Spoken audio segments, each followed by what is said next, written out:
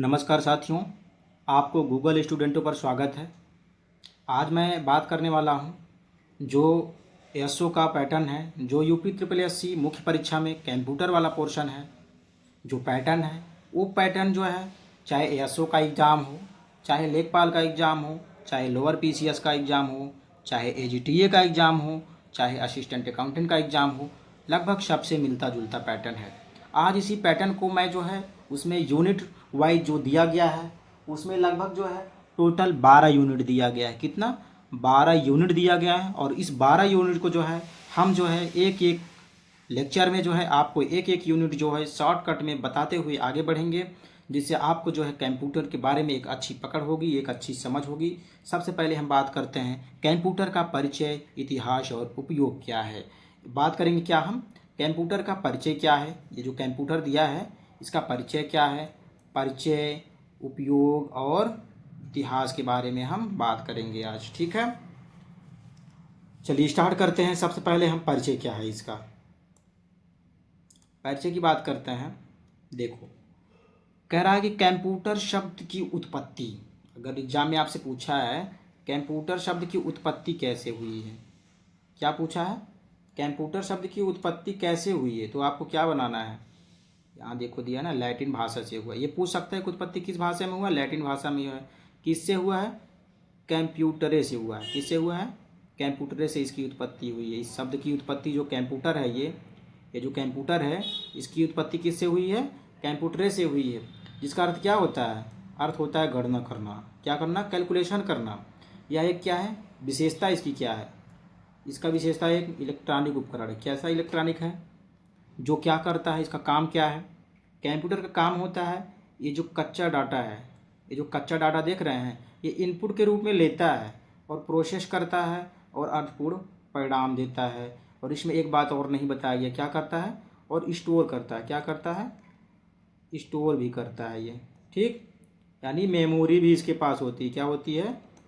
Memory भी इसके पास होती है। ठीक है, आपने परिचय इसके बारे में जान लिया। कंप्यूटर क्या है? एक इलेक्ट्रॉनिक डिवाइस है।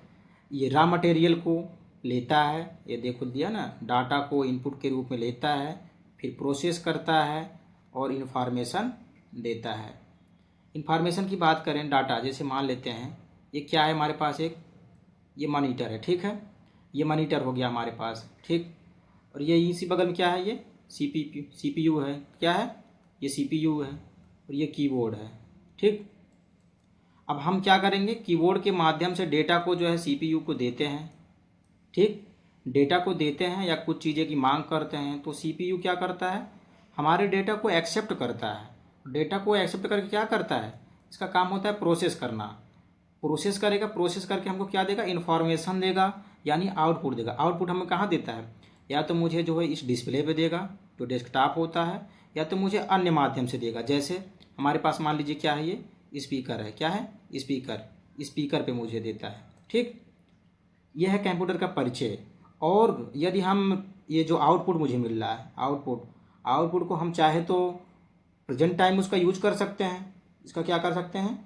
यूज कर सकते हैं। या तो इसको क्या कर सकते हैं, स्टोर कर सकते हैं पास्ट के लिए, यानी फ्यूचर के लिए, फ्यूचर के लिए क्या कर सकते हैं, इसको हम स्टोर कर सकते हैं। ठीक, चलिए आगे बढ़ते हैं। इसके इतिहास और विकास के बारे में पढ़ते हैं। आपने कंप्यूटर का परिचय देख लिया, अब इसके इतिहास और विकास से संबंधित कुछ तथ्य को देखते हैं।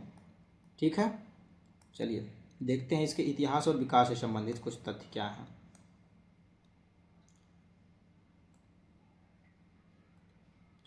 बात करते हैं, सबसे पहला जो डिवाइस था, पहला गणना यंत्र जो था, ये जो हमारा पहला गणना यंत्र है, देख रहे हैं आप लोग, ये कौन सा था? एबेकस था। एग्जाम में पूछेगा आपसे पहला गणना यंत्र कंप्यूटर का कौन सा था, जो किस देश से संबंधित था? चीन से संबंधित था। एबेकस 3000 वर्ष पूर्व जो है चीन से संबंधित था। और नेक्स्ट हमारा जो डिवाइस है वो कौन सा है? पास्कलाइन। कौन सा है?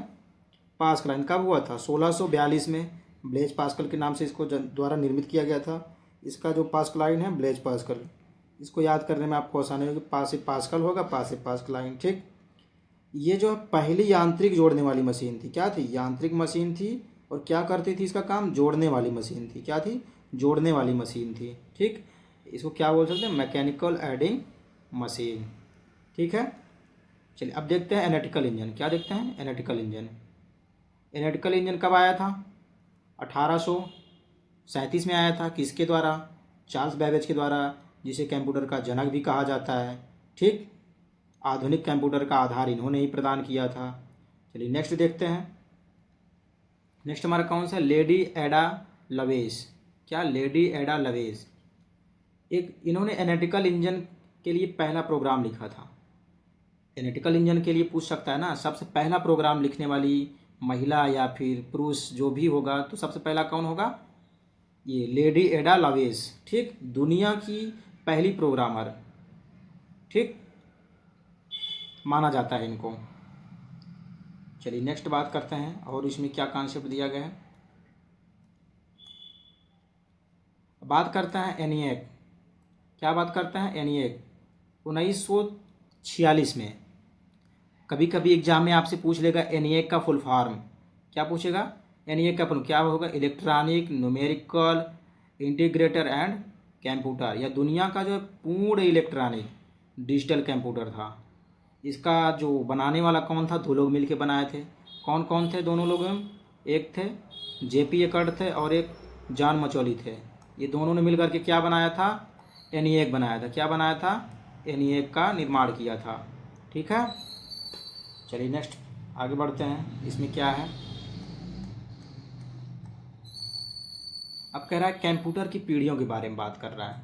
कंप्यूटर की कितनी पीढ़ियाँ हैं, आप लोगों ने पढ़ा भी होगा, बुक वगैरह में कहीं भी पढ़ा होगा। कंप्यूटर की 5 पीढ़ियों को बताया गया है।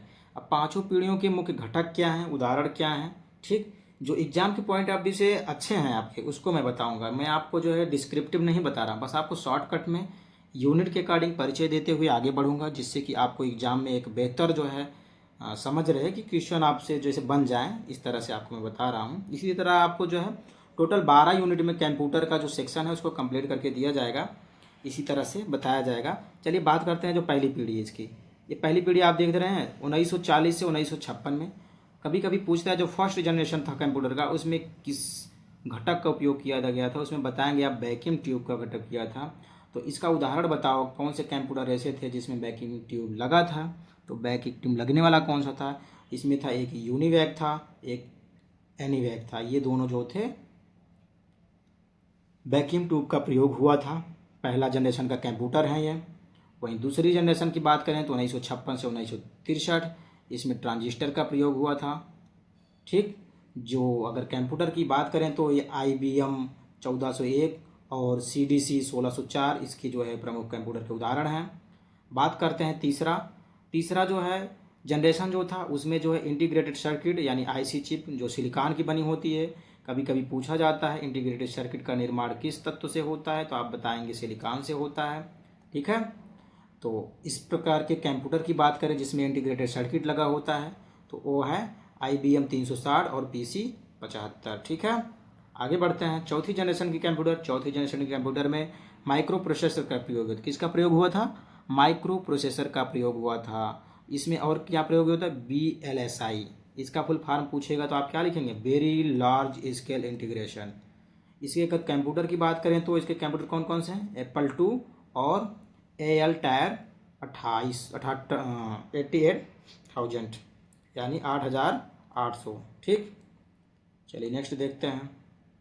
नेक्स्ट है चौथी, क्या है, नेक्स्ट है चौथी जनरेशन की। चौथी जनरेशन कंप्यूटर में क्या प्रयोग हुआ था, हमने आपको बताया माइक्रो प्रोसेसर। अब है पाँचवीं में क्या था, AI का प्रयोग, जो इस समय जो है बहुत तेज़ी से जो है लोग यूज कर रहे हैं। AI का प्रयोग हुआ था, यानी कृत्रिम बुद्धिमत्ता का प्रयोग हुआ था, आर्टिफिशियल इंटेलिजेंस का प्रयोग हुआ था। और इसमें किसका प्रयोग हुआ था, ULSI का प्रयोग हुआ था। ULSI को क्या बोलते हैं, अल्ट्रा लार्ज स्केल इंटीग्रेशन। इसका भी फुल फॉर्म आपसे क्या कर सकता है, पूछ सकता है। अगर इस प्रकार के कंप्यूटर की बात करें तो लैपटॉप हो गया, स्मार्टफोन हो गया, AI हो गया। ठीक, आप लोग इसका खूब इस्तेमाल कर रहे हैं। ये आप 5 प्रकार के जनरेशन को देखिएगा, इसके मुख्य इलेक्ट्रॉनिक घटक कौन कौन से हैं इसको माइंड में सेट कर लीजिए। ये उदाहरण इसके देख लीजिए। आगे बढ़ते हैं, और लास्ट में अभी आपको जो है मैं MCQ कराऊंगा, इसी से रिलेटेड जो है आपको MCQ कराऊँ, लगभग आपको 20 MCQ कराऊंगा, जो आप लोग फटाफट करिएगा और आगे बढ़िएगा। चलिए देखते हैं, अब आगे बढ़ते हैं क्या इसका कॉन्सेप्ट दिया है। इसका उपयोग की बात करें तो जो कंप्यूटर का उपयोग है, ई लर्निंग होता है, क्लास रिसर्च, ये सब आप लोग जानते हैं, online transaction, ATM, core banking, ठीक, मिसाइल कंट्रोल, सैटेलाइट ट्रैकिंग, मौसम पूर्वानुमान, मतलब कई जगह पे इसका उपयोग किया जा रहा है। अब बात करते हैं सूचना प्रौद्योगिकी। सूचना प्रौद्योगिकी की अगर बात करें तो इससे तात्पर्य जो है एक तकनीकी किससे होता है, तकनीकी से होता है, तकनीकी से होता है। डेटा संग्रहण और प्रसंस्करण, सुरक्षा और आदान प्रदान किया जाता है। कंप्यूटर हार्डवेयर और सॉफ्टवेयर नेटवर्किंग तीनों इसमें शामिल होता है। परीक्षा के महत्वपूर्ण की दृष्टि से अगर देखें तो डेटा कच्चे माल और संसाधित तथ्यों को कहते हैं। डेटा वही होता है जो एक रॉ मटेरियल के रूप में होता है, संसाधित नहीं होता है, ठीक है, ये सीक्वेंस से नहीं होता है। जबकि जो सूचना होता है, जो हमारा इन्फॉर्मेशन है, ये जो होता है संसाधित होता है, उपयोगी होता है। इसको जो सूचना होता है ना, इसको जो है बिना तोड़ मरोड़ के, क्या, बिना तोड़ मरोड़ के इसको क्या कर सकते हैं, उपयोग कर सकते हैं। इसको क्या कर सकते हैं, उपयोग कर सकते हैं, ठीक है, बिना तोड़ मरोड़े इसका उपयोग कर सकते हैं। आईटी का मुख्य काम क्या होता है, डेटा को सूचना में बदलना। जो इंफॉर्मेशन टेक्नोलॉजी होता है, जो आईटी होता है, इसका मुख्य काम क्या होता है, जो डेटा है हमारे पास, जो कच्चे माल हैं या अनुसंधानित तथ्य हैं, उसको जो क्या करना, सूचना में परिवर्तित करना। किस में परिवर्तित करना, इंफॉर्मेशन में, इंफॉर्मेशन में क्या करना, कन्वर्ट करना, ठीक। चलिए आगे बढ़ते हैं, देखते हैं क्या है। इतिहास और विकास की बात करते हैं तो आईटी का विकास जो मानव सभ्यता से संचार के साथ ही शुरू हुआ है, जिसे 4 प्रमुख कालों में बांटा गया है। अगर बात करते हैं तो प्री मैकेनिकल काल होता है, कागज लेखन की शुरुआत जिसमें माना जाता है। मैकेनिकल काल होता है, प्रिंटिंग प्रेस और रूल लाइट या रूल का आविष्कार होता है। और इलेक्ट्रोमैकेनिकल काल होता है जिसमें टेलीग्राफ या टेलीफोन या रेडियो की शुरुआत होती है। इलेक्ट्रॉनिक काल का होता है जिसे आधुनिक कंप्यूटर और इंटरनेट का उदय होता है, ठीक। और एक बात करते हैं आपको, यदि आपको एसओ का नोट्स चाहिए, यदि आप जो है एसओ की तैयारी कर रहे हैं, नोट्स अगर लेना चाहते हैं आपको जो है इस नोट्स में जो है 65 नंबर का जो स्टैटिस, इकोनॉमिक्स और मैथ का पार्ट है उसको कंप्लीट किया जाएगा। टोटल 9 यूनिट में, कितने, टोटल 9 यूनिट में कंप्लीट किया जाएगा। आपको इस 9 यूनिट में जो है आपको एक यूनिट में आपको क्या क्या मिलने वाला है, एक यूनिट में आपको जो है 2 चीज़ें मिलेंगी। एक नोट्स मिलेगा, क्या मिलेगा, एक नोट्स मिलेगा जो कॉन्सेप्ट से संबंधित हो रहेगा। दूसरा क्या मिलेगा, एमसीक्यू क्वेश्चन मिलेगा विथ बाइलैंग्वेज मिलेगा। और एमसीक्यू जो रहेगा उसका जो है एक्सप्लेनेशन भी दिया रहेगा, क्या रहेगा, एक्सप्लेनेशन भी साथ में दिया रहेगा, ठीक। यदि आप नोट्स लेना चाहते हैं तो 841 74 180 पर हाई एसओ नोट्स लिखेंगे। बाकी अदर जो बैचेज आने वाली हैं जैसे असिस्टेंट अकाउंटेंट और ऑडिटर का जो आने वाला है उसको भी आपको प्रोवाइड किया जाएगा 15 जून के बाद से, ठीक। चलिए ठीक है, आगे बढ़ते हैं, आपको नेक्स्ट बताते हैं क्या दिया है इसमें। उपयोग और प्रभाव की बात करें, गवर्नमेंट्स हो गया, व्यापार, चिकित्सा, इंटरनेट हो गया, ठीक। आगे बढ़ते हैं, इंटरनेट का परिचय की बात करते हैं। इंटरनेट परिचय की बात देखो, कंप्यूटरों और नेटवर्कों का एक वैश्विक जाल होता है, ठीक। इसका उपयोग करके आप जो संवाद कर सकते हैं। आगे बढ़ते हैं, इसकी इतिहास देखो, ARPANET हो गया, 1969 में इसका उपयोग हुआ था। अमेरिकी रक्षा विभाग में एजेंसी में पहले इसका उपयोग हुआ। दुनिया का पहला जो पैकेट स्विचिंग नेटवर्क था, ठीक, टीसीपी और आईपी की शुरुआत कब हुई तो 1963 में हुआ था। आगे बढ़ते हैं, इंटरनेट का जनक कहा जाता है किसे, विंडसर्फ को कहा जाता है। इंटरनेट का जनक किसे कहा जाता है, विंडसर्फ को कहा जाता है, ठीक। भारत में इंटरनेट की शुरुआत कब हुआ था, 15 अगस्त 1995 को। कब हुआ, BSL, विदेश संचार निगम लिमिटेड द्वारा की गई थी।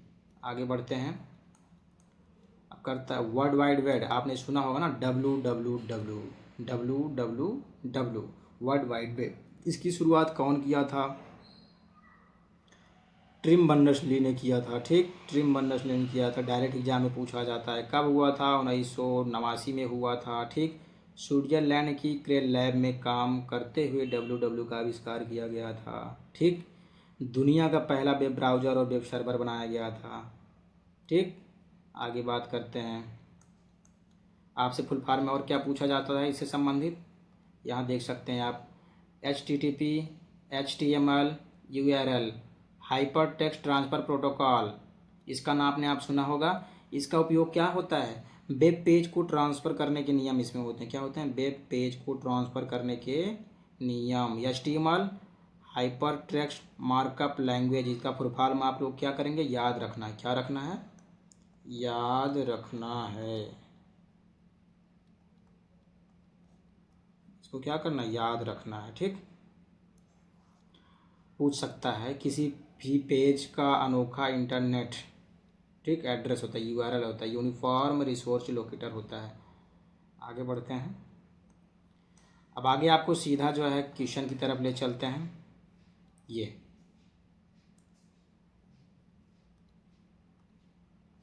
आधुनिक कंप्यूटर का जनक किसे कहा जाता है, जेपी एकर्ट, ब्लेज पास्कल या चार्ल्स बैबेज, ट्रिम बर्नर्स-ली, उपयुक्त में से कोई नहीं। इसका जो सही आंसर होगा क्या होगा, चार्ल्स बैबेज को कहा जाता है। आगे बढ़ते हैं। यही देखो, अगर इसका एक्सप्लेनेशन देखें, ब्रिटिश गणितज्ञ जो थे चार्ल्स बैबेज 1937 में जो है एनालिटिकल इंजन का आविष्कार किया था। मशीन आधुनिक कंप्यूटर का आधार बनी और जो है इनपुट, प्रोसेसिंग, स्टोरेज और आउटपुट की बुनियादी अवधारणा भी इसमें शामिल हो गई। आगे बढ़ते हैं।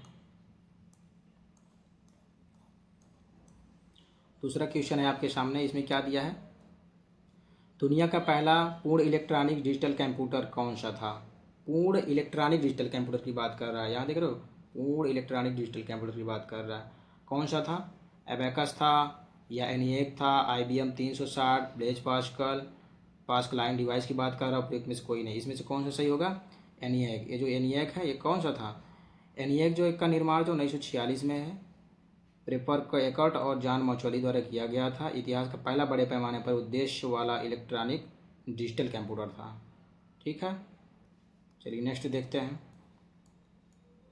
कंप्यूटर की तीसरी पीढ़ी में मुख्य रूप से इलेक्ट्रॉनिक घटक के रूप में किसका उपयोग हुआ था। तीसरी पीढ़ी की बात कर अभी आपने ऊपर पढ़ा है, चलो बताओ क्या उपयोग किया गया था तीसरी पीढ़ी में, बताओ। वैक्यूम ट्यूब, रजिस्टर, ट्रांजिस्टर हो गया, माइक्रो प्रोसेसर, इंटीग्रेटेड सर्किट, उपयोग में से कोई नहीं। इसमें क्या उपयोग हुआ था, आईसी चिप का उपयोग हुआ था। इसका आईसी चिप का उपयोग हुआ था जो सिलिकॉन की बनी होती है, आप लोगों ने अभी पढ़ा था।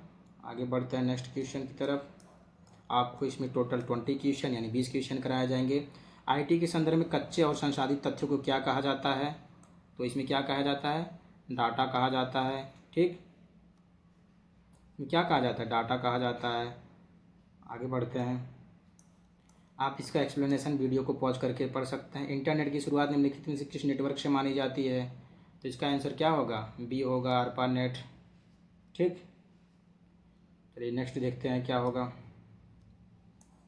छठा क्वेश्चन, इंटरनेट का जनक के रूप में किसे माना जाता है, Windsurf, trim Berners-Lee, lady and L loveless को या फिर जो है चार्ल्स बैबेज को, उपयुक्त में से कोई किसी को नहीं। तो जो इसका आंसर होगा क्या होगा, ये हो जाएगा। ठीक, विंडसर्फ को माना जाता है इंटरनेट का जनक। तो नेक्स्ट देखते हैं। भारत में आम जनता के लिए इंटरनेट सेवा आधिकारिक तौर पर कब और किसके द्वारा शुरू की गई थी, यानी श्री गणेश कब हुआ था इसका, तो कब किया गया था श्री गणेश इसका, यह हुआ था 15 अगस्त 1995 में बीएसएल द्वारा। ठीक है, चलिए आगे बढ़ते हैं, नेक्स्ट देखते हैं।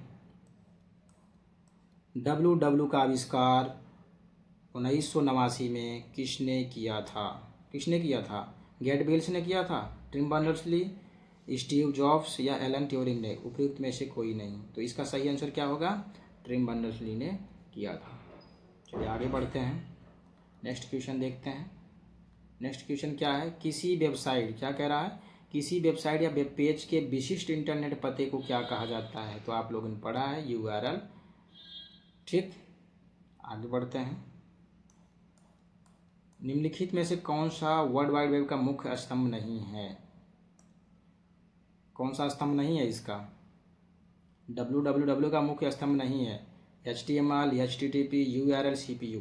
आप लोगों ने सीधा जानना है कि HTML भी है, HTTP भी है, URL भी है, लेकिन CPU जो है इंटरनेट से जो www है इससे कोई रिलेशन नहीं है। ठीक, नेक्स्ट देखते हैं। नेक्स्ट है विश्व का कंप्यूटर सुपर कंप्यूटर कौन सा था, इसे किस वर्ष विकसित किया गया, किस वर्ष इसे विकसित किया गया था, चलो बताओ कौन सा सही होगा, ए परम 8000, ENIAC 1946 में, क्रे 1976 में और अल्टायर 8800 यानी 1975 में, उपरोक्त में से कोई नहीं। इसका जो सही विकल्प होगा वो होगा सी। कौन सा होगा? सी सही होगा, यानी क्रे 1976 जो था सुपर कंप्यूटर प्रथम था। ठीक, विकसित कब किया गया था? 1976 में। आगे बढ़ते हैं नेक्स्ट क्वेश्चन की तरफ।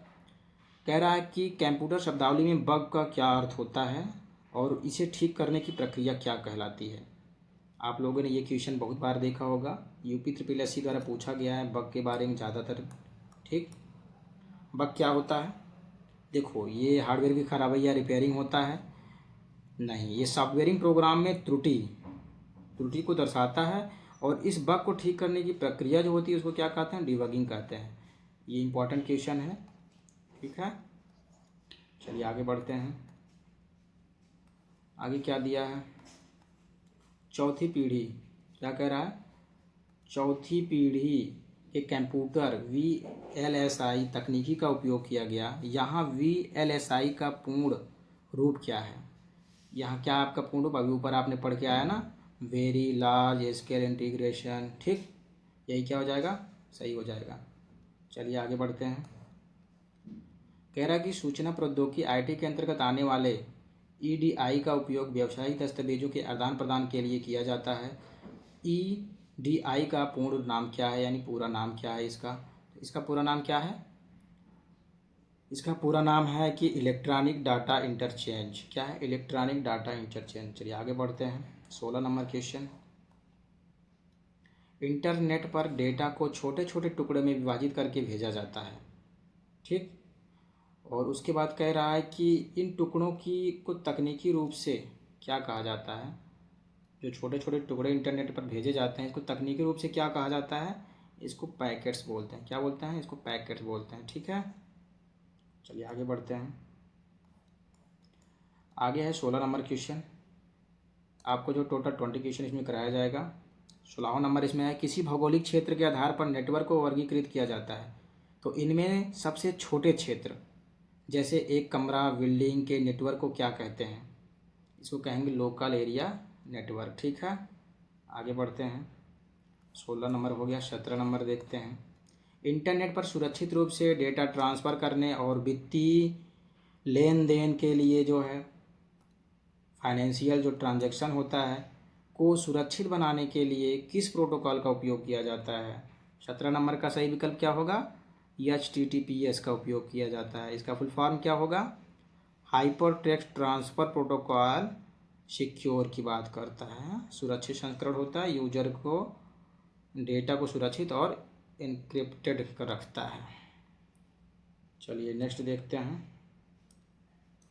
18 नंबर, वेब ब्राउज़र का मुख्य कार्य क्या होता है? जो वेब ब्राउज़र होता है इसका मुख्य कार्य क्या होता है? कंप्यूटर को वायरस से बचाना, वेब सर्वर से HTML दस्तावेजों को प्राप्त कर उन्हें यूजर्स के सामने विजुअल रूप से प्रदर्शित करना, ईमेल भेजना और प्राप्त करना, या कंप्यूटर की प्रोसेसिंग स्पीड बढ़ाना। उपयुक्त में से कोई नहीं। तो इसका विकल्प जो हो जाएगा बी सही हो जाएगा। कौन सा विकल्प सही होगा? बी सही होगा। चलिए आगे बढ़ते हैं। 19 नंबर क्वेश्चन देखते हैं। ठीक, 19 नंबर क्वेश्चन क्या है? 19 नंबर में क्या दिया है? दिया है कि WW के विकास के क्रम में वेब 3.0 को किस मुख्य तकनीकी से जोड़कर देखा जा रहा है? तो इसका जो 3.0 है क्या बात कर रहा है?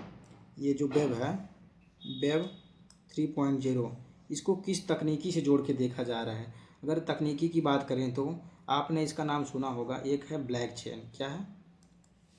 ब्लॉकचेन। ठीक, ब्लॉकचेन तकनीकी का आपने नाम सुना है।